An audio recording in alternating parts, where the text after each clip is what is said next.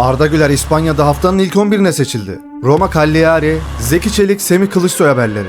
Real Madrid'in yeni teknik direktör adayı. İspanya basınından haberler, hepsi ve daha fazlası bu videoda olacak. Hazırsanız başlayalım.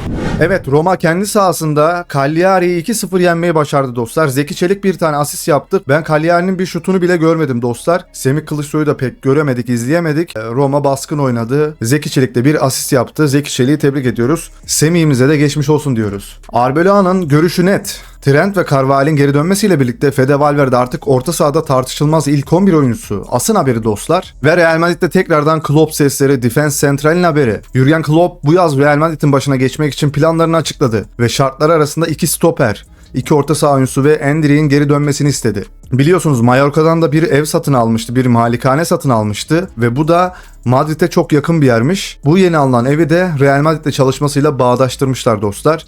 Hani Klopp'la ilgili bir fake haber gibi yine bir Defense Central'in haberi vardı sanırım. Arda Güler'i istikrarsız görüyor falan filan denmişti. Bilemiyorum dostlar. Ve Klopp'un şartları bunlar. 2 stoper transferi istiyor, 2 orta saha transferi istiyor. Endrick'in geri dönmesi. Yani 2 orta saha transferi derken işte Arda Güler var ya orta sahada arkadaşlar. Bilmiyorum yani sizce Klopp gelmeli mi gelmemeli mi ya da kim gelmeli Real Madrid'in hocası olarak yorumlar kısmına bir yazalım dostlar. Kanalımıza abone olduktan sonra lütfen bildirim zilini açmayı unutmayın. Ve videomuza da like attıktan sonra hype haklarınızı kullanmayı unutmayın. Şimdiden teşekkürler.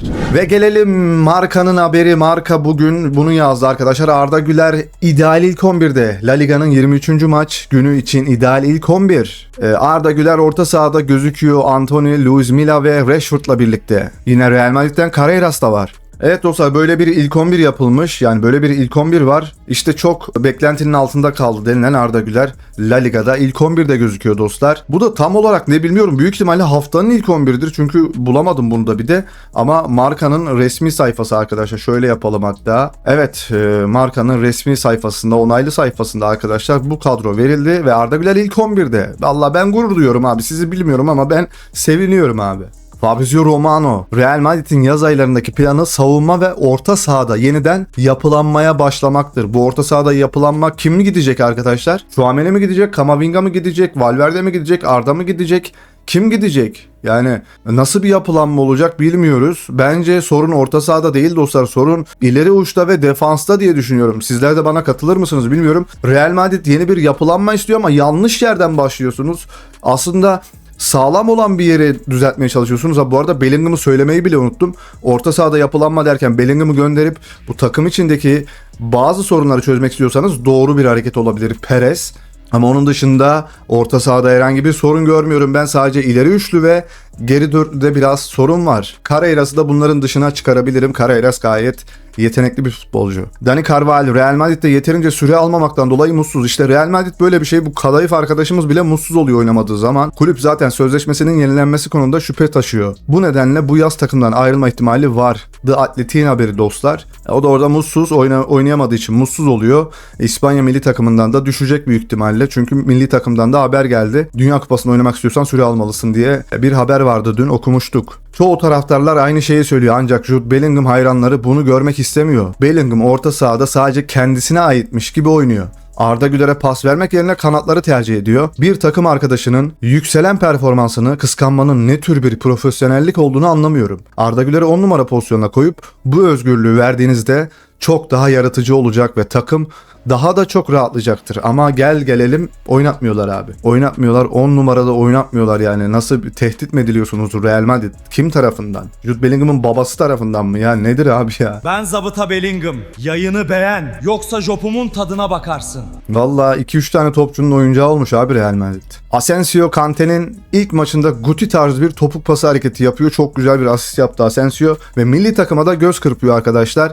Yine Marca gazetesinin haberi dostlar. Cagliari sportif direktörü tüm Avrupa Semih Kılıçsoy'u takip ediyor. Satın alma opsiyonunu kullanmamak delilik olur demiş. Yine sportif direktörün diğer açıklamaları Semih Kılıçsoy olağanüstü bir oyuncu, çok etkileyici. Semih gibi bir futbolcuyu nasıl satın almazsınız? Bu delilik olur. Böyle devam ederse 40 milyon euro değerinde bir futbolcu olacak. Hadi bakalım Semih'im ama dün de pek de bir şey göremedik Semih'ten.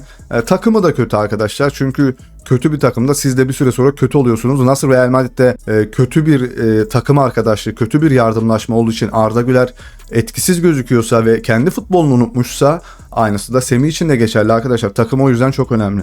Asıl haberi arkadaşlar, Vinicius Junior'un bilerek fazladan sarı kart görüp Mestalla'ya gitmemesini iyi bir şekilde karşılamışlar. Hani çünkü oraya gitseydi Vinicius Junior biliyorsunuz taraftarla o da çok takılıyor ve oyundan düşmüş olacaktı. Bir kişi eksik oynayacaktı belki de Real Madrid. Bunu olumlu olarak görmüşler ama bir oyuncunun nasıl profesyonel olması gerektiğini özellikle Real Madrid'de biz öğretemeyiz. Senin profesyonel olman lazım. Mbappe'ye ne küfürler ettiler o maçta. Hiç dönüp bakmadı, golünü attı ve sevincini yaptı önlerinde. Yani bence çok profesyonellikten uzak bir hareketti Vinicius'un yaptığı. Bile bile sarı kart görüp Mestalla'ya gitmedi arkadaşlar. Arda Valencia maçında köşe vuruşu dostlar. Böyle bir fotoğraf var ama köşe vuruşları nazar mı değdirdik bilmiyorum çocuğa. Köşe vuruşlarında bayağı etkisizdi. Fazlaca korner kullandı ama etkisizdi. Bakalım inşallah daha güzel olacaktır. Hadi bakalım Arda'mız. Hadi oğlum. Hadi oğlum. Leroy Sané her futbol sever için önemli bir anıyı yeniden canlandırdı. Galatasaray formasıyla sahaya özel tasarım Pine Green kramponuyla çıktı arkadaşlar. Bu kramponu gerçek futbol gurmeleri bilir. Biliyor musunuz Ronaldo'nun bu yeşil kramponlarını hatırlayan var mı? Çok kısa bir dönem giydi ama çok da yakışıyordu Ronaldo'ya. Alperen Şengün son dönemlerde Türkiye'de depremler oldu. Çok kötü şeyler yaşandı. Bu yüzden onlara her zaman güzel haberler vermekten mutluluk duyuyorum. Türkiye adını sırtımda taşımaktan gurur duyuyorum. İşte al sana aslan gibi bir Türk evladı.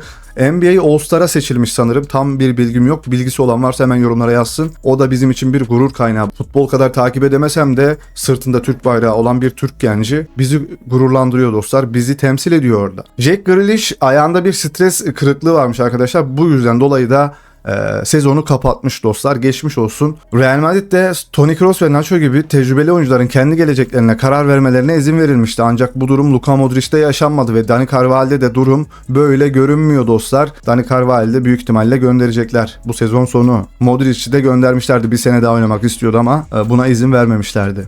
Mbappe'nin Real Madrid formasıyla 100 gol yapmasına sadece 18 gol kaldı arkadaşlar. 100 gol barajını ne zaman aşacak bakalım. 18 penaltı sonra aşar abi. Neymar Junior Suarez, Cristiano Ronaldo ile gol krallığı için mücadele ederken gol atması için her şeyi yaptık demiş. Arda Güler bu sezon La Liga'da en çok gol pozisyonu yaratan ikinci oyuncu oldu. Birinci sıradaydı. Mbappe son maçta bir iki tane daha önemli pas verdiği için Arda'nın önüne geçti. Mbappe'nin Mastantuono'ya bağırışını gördünüz mü dostlar? Mbappe Valencia maçında Mastantuono'ya bana pas ver topu bana ulaştır. Mastantuono bir atış yapmayı tercih etti ve Mbappe bundan hiç memnun kalmadı. Şut da gerçekten çok kötü, stat'tan dışarı gitti neredeyse. Bu kadar kötü vurulmaz topa. Mbappe'nin de genç futbolculara Arda'ya da bunu yaptı biliyorsunuz. Geçtiğimiz sezonlarda da yapmıştı. Arda Güler bir şut çekmişti, ona da aynı tepkiyi vermişti. Başkası atmayacak abi. Finalde kullanılacak yeni Şampiyonlar Ligi topu finale kadar arkadaşlar artık bu saatten sonra bu top kullanılıyor. Gerçekten özel bir tasarım gibi. Baba şundan bir tane gönderin Adidas ya bize. Nedir abi sponsorluk falan. Bir tane gönderiverin abi. Şuraya koyalım arkaya bir yere ya. Roberto Martinez'in sözleşmesi sona erdikten sonra Portekiz teknik direktörlüğü görevinin Jose Mourinho'ya teklif edilmesi bekleniyor. ESPN'in haberi. Yusuf Akçiçek maçın oyuncusu olmuş. Dünya Kupası'nda seni izlemek istiyorum demiş. Hernandez'in hemen arkasında 8.1 ve Darwin Núñez'in olduğu bu takımda 8.1 ile defanslı oynayarak maçın oyuncusu seçilmiş. Tebrik ediyoruz. Normalde Arabistan'a giden futbolcuları desteklemiyorum, takip etmiyorum dostlar. Bu genç yaştaki çocukların burada ne işi var diye düşünüyorum ben. Kariyer abi ilk önce. Zaten para kazanıyorsunuz. Daha fazla parayı sen ne yapacaksın bu yaşta? Yani sen Avrupa'da oynayıp güzel bir şekilde temsil etmen gerekirken tık diye bir baktık Arabistan'a gitti. Bence saçma kararlar. Barış Alper de gidecekti. Mesela onu da saçma buldum. Ama şu anki performansına baktığımda keşke de gitseymiş diyorum Barış Alper için. Çünkü Premier Lig'de falan oynar dedik de ayak yok Barış Alper'de. Çalışmıyor. Valencia taraftarları Arbeloa'ya şöyle demiş arkadaşlar. Sen bir konisin Arbeloa, sen bir konisin. Bu ne demek diye bir araştırdım. Ona bir antrenmanlarda olan duba gibi sadece yerinde duruyorsun. Hiçbir işe yaramıyorsun. Öyle put gibi duruyorsun anlamında bir lakap takmışlar. Huni. Yani biz Huni diyoruz ona herhalde. Huni, konisin. Arbeloa. Paspas Arbeloa da diyoruz biz canlı yayınlarda. Vinicius Junior Valencia deplasmanında sürekli tribünlerle gerilime girmişti. Mbappe ise aynı statta annesine edilen küfürlere rağmen tek kelime etmedi. Golünü attı, sevincini yaptı ve arkasını dönüp oyununa baktı. Aynı atmosferi iki farklı duruş. Biri yıldız, diğeri ikon demiş. Mbappe bu maçta hiçbir şekilde yoktu sahada. Ama taraftarlar hepsi de küfür ettiğini de biliyoruz. Bayağı ağır küfürler ediyordu. Ve Valencia taraftarı bu kadar ne yaşadınız ya, her oyuncuya bu şekilde davranıyorsunuz. Çok kötü bir insan topluluğu görüyorum ben Valencia taraftarlarında. Yani abi bu kadar ırkçı, bu kadar ağzı bozuk bir taraftar kitlesinin İspanya'daki bir takımda olması garip geliyor bana. Evet dostlar, bugünlük videomuz bu kadar olsun. Eğer video hoşunuza gittiyse like attıktan sonra hype haklarınızı kullanmayı unutmayın. Kanalımıza abone olduktan sonra da bildirim zilini açmayı unutmayın. Katıl satın alarak bizlere destek olabilirsiniz. Kendinize çok iyi bakın. Hoşça kalın. Bay bay.